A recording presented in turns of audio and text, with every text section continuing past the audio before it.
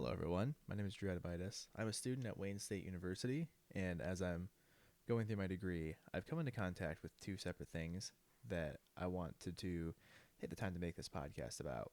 This is technically the final class project here for my class in narrative medicine, and for the final project, we had to make some kind of a creative assignment that we had several companies we could choose from, and one of them was a company I've been tuned into for a while, and I love what they've been doing.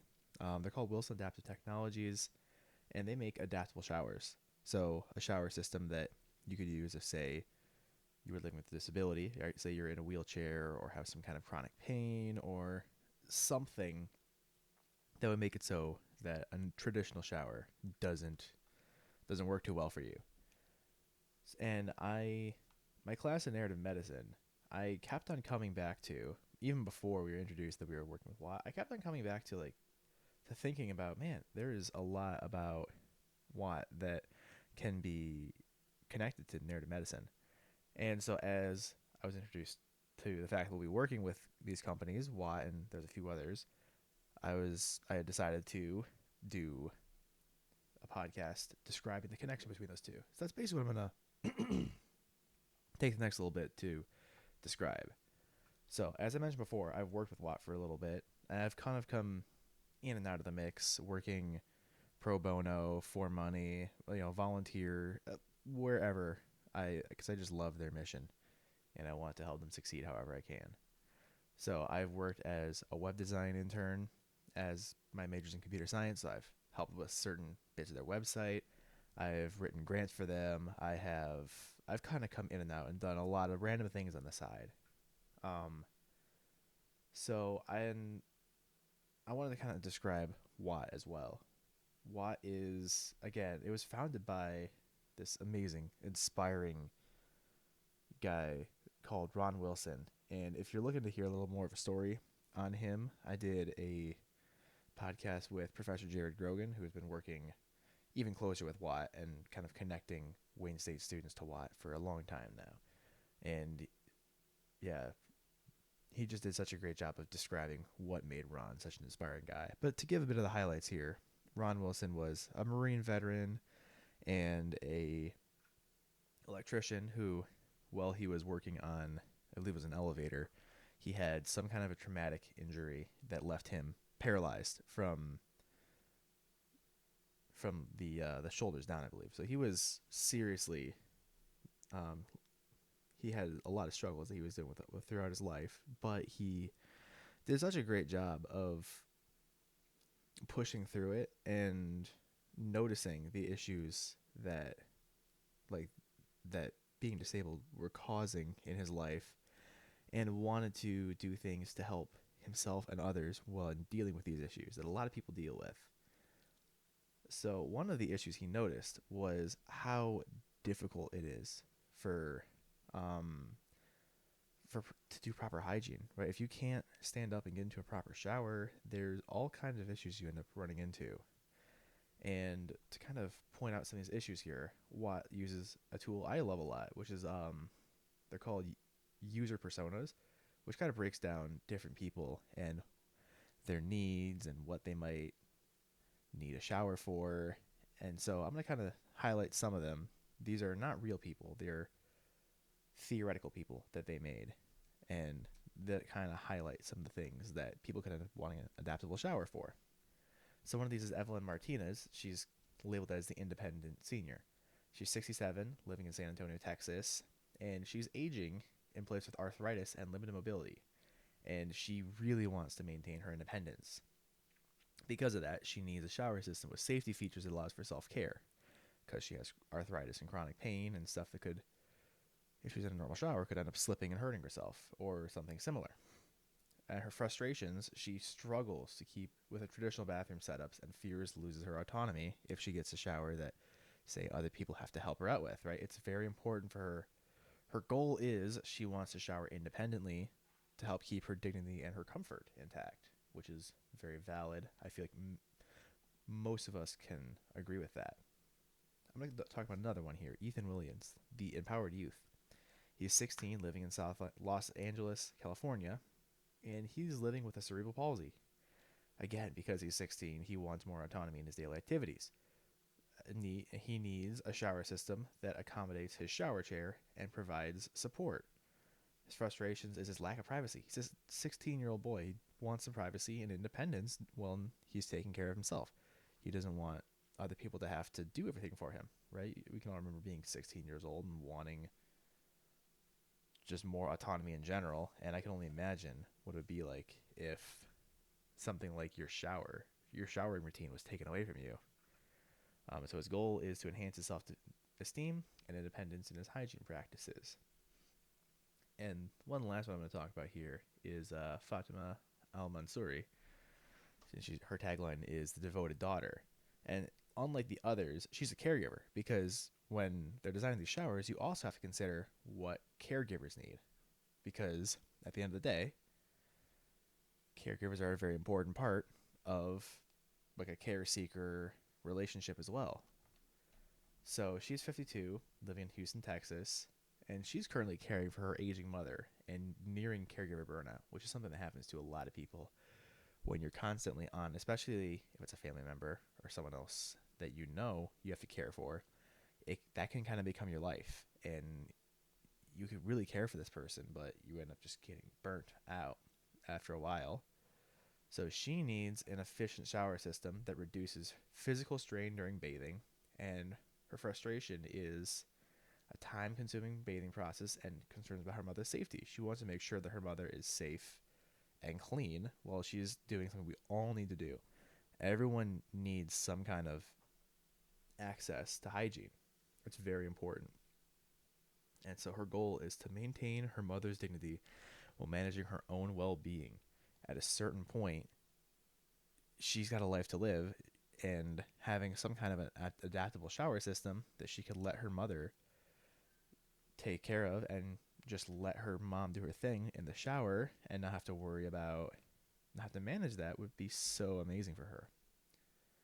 And an adaptable shower could fix these issues, right? You could have a roll-in shower if someone had a wheelchair.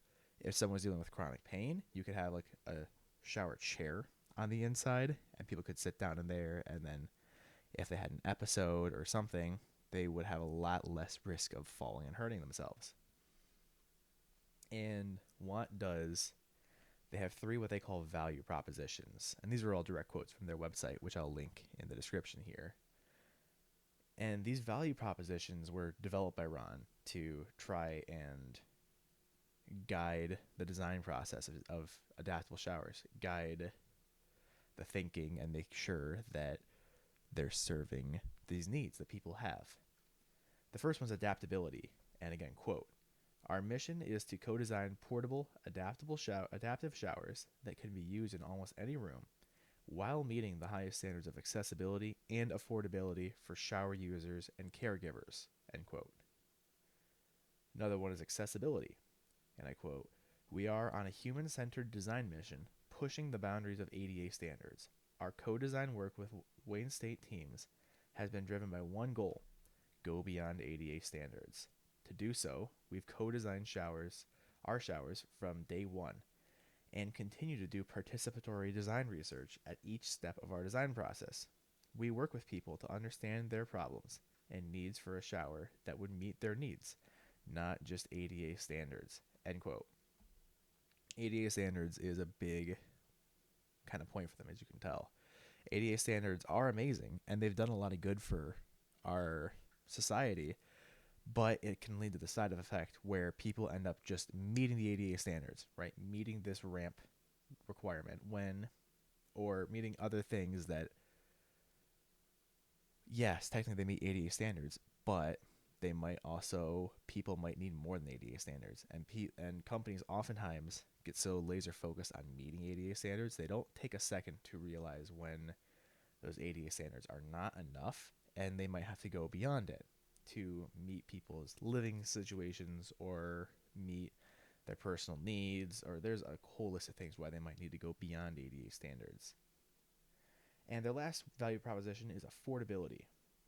And I quote, We are a company dedicated first and foremost to intervening in a marketplace with overpriced and poorly designed adaptive and medical equipment. We don't simply meet a market demand. Our affordable, adaptable, and accessible showers will redefine fair market value. End quote. This one is a big one. There are other adaptable showers out there, but none of them are designed with these three: adaptability, accessibility, and affordability. These three value propositions. They're not designed with these in mind. And affordability is a key part of it because the showers that do exist and the ones that are good cost thousands of dollars, which, if you're living with a disability, oftentimes you have issues finding employment or just have to spend a lot of money on things people don't usually have to spend money on. Oftentimes financial struggles are a big issue for people with disabilities, and so affordability is key, because you can have people that their lives would be improved with an adaptable shower, but there's nothing that they can actually buy, nothing they can buy that would actually help them. They just literally cannot afford it.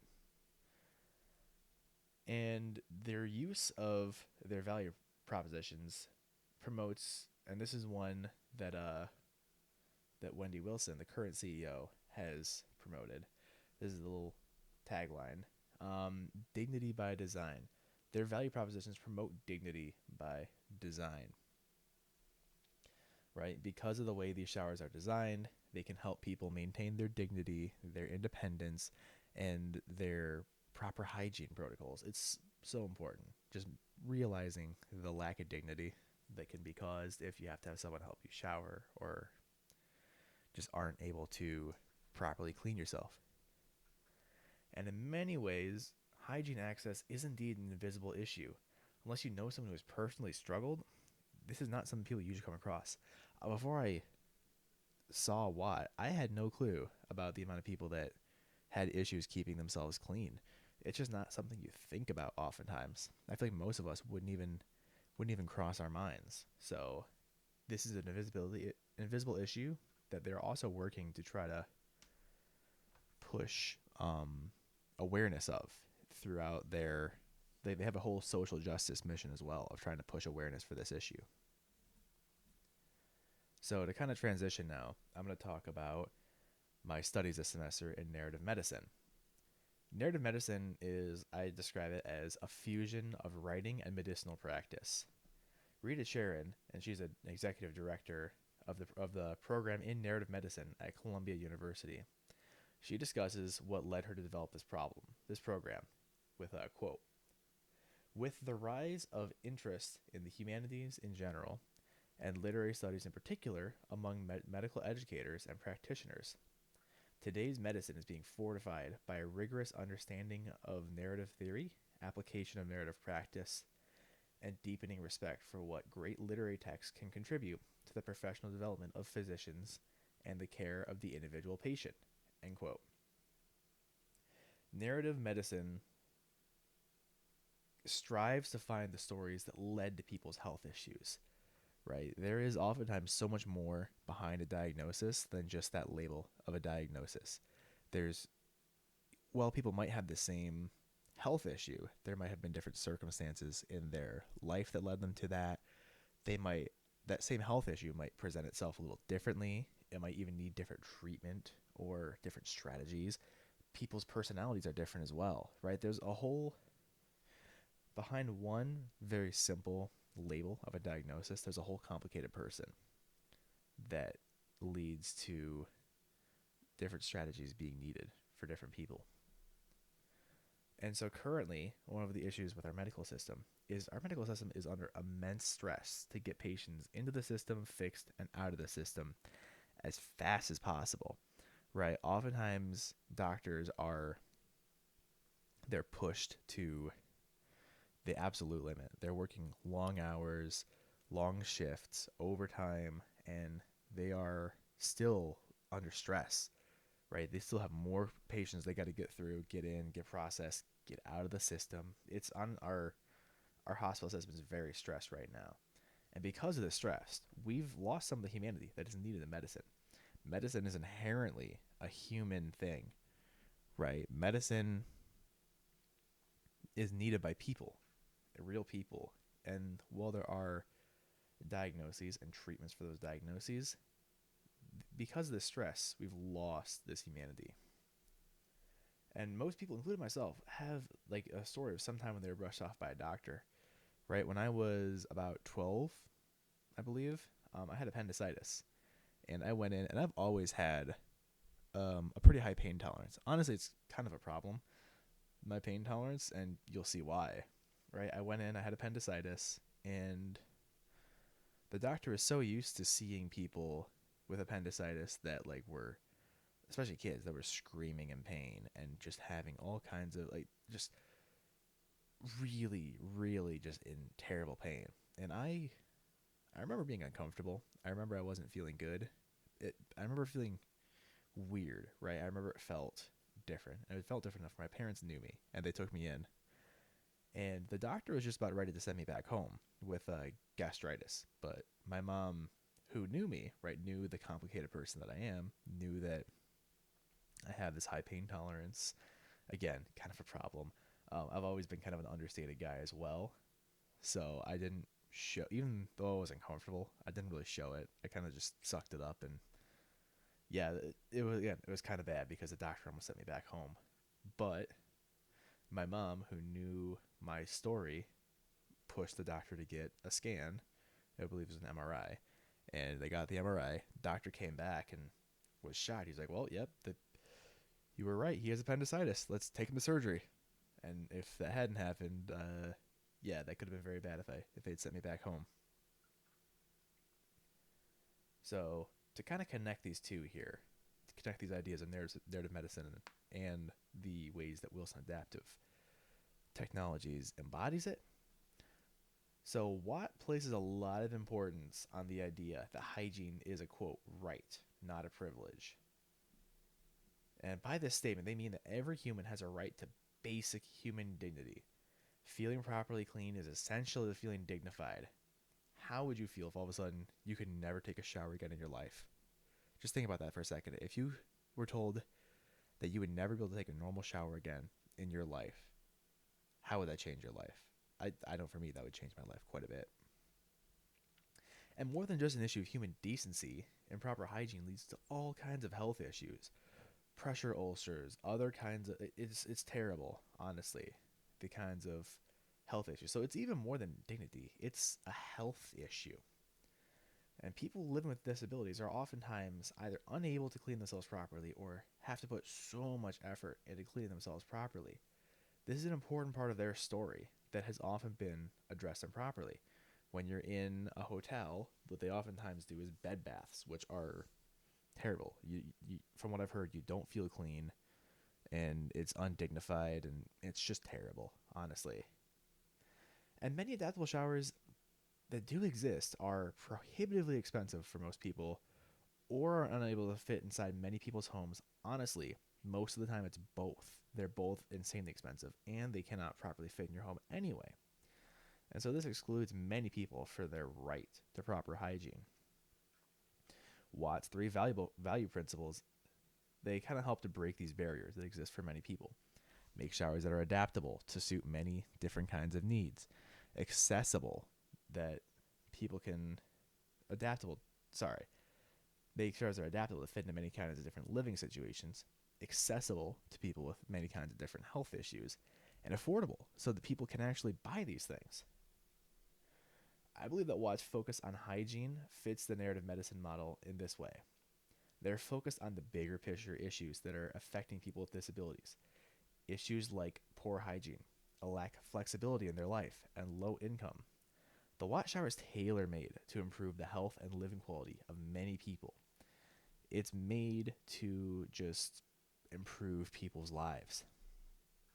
Narrative medicine is focused on knowing the whole person. The Watt showers focus on knowing the whole situation with people that, the Watt showers focus on knowing the whole situation that people with disabilities are living within and serving their hygiene issues however best they can. It's the idea, again, we're seeing this idea come up a lot of knowing the whole person. And I think that Watt just embodies the idea of knowing the whole person and serving as many people as well as they can. That's basically a core issue behind Watt's mission and what they continue to do. They're founding everything. So to kind of wrap it up here, after studying narrative medicine and working at Watt, I see plenty of similarities. And Watt embodies many of the aspects that I love about narrative medicine. Chief among them is this idea of knowing the whole person. People are complex, and it can oftentimes be insanely reductive to just slap a diagnosis on someone and hope that the same treatment will work for all the different kinds of complicated people that just happen to have this one similar diagnosis. There's many different living situations, many different incomes, there's so much behind a person, and you can't just slap on this diagnosis and expect to treat everyone the same. But yeah, so that's what I've been working on this semester. This is taking a lot of my thought time here, and so I'm glad to kind of just share some of my thoughts on this. If this podcast has interested you at all, we're always looking for volunteers, and if you're from Wayne State, seriously, consider taking English 3050 and 3060 and talk to an advisor about the which classes have the program with Wilson Adaptive Technologies or other similar tech town companies. It's such a great program, and it's been amazing for my education. It's pushed me a lot and to learn a lot, and I would strongly suggest. So I'm gonna post a link to in the description to both Wilson Adaptive Technologies and the English 3050 and 3060 classes that you can take if you're at Wayne State. I believe that all of us have to take some kind of intermediate composition, and you can take 3050 as an intermediate composition. So yeah, I'm probably gonna wrap it up here. But if they've interested you, WAT are always looking for more volunteers. So please consider supporting them.